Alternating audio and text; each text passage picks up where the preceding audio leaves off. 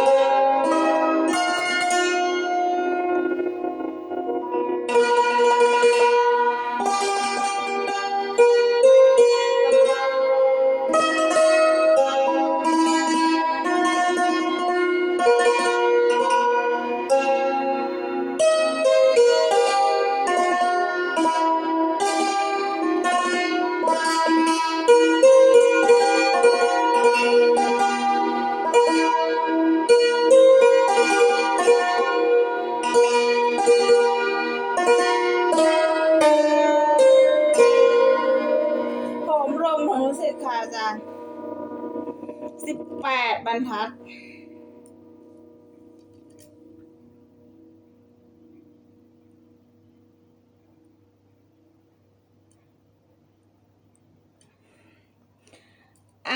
ต่อไปเป็นเพลงราวสมเด็จนะคะอาจารย์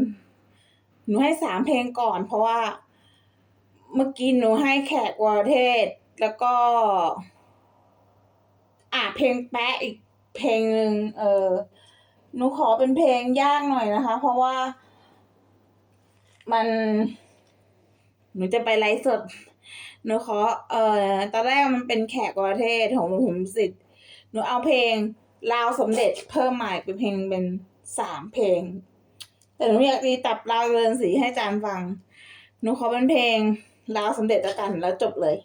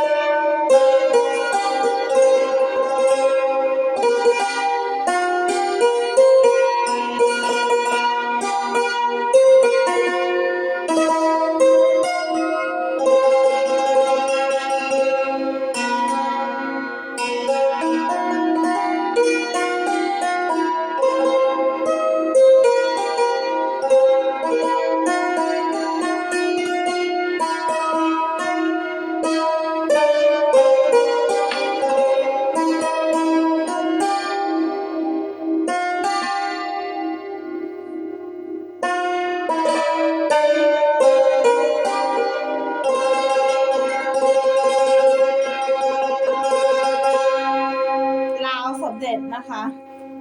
ขอบคุณมากค่ะที่เข้ามาฟังเพลงหนู2 เพลง ที่ยากและง่าย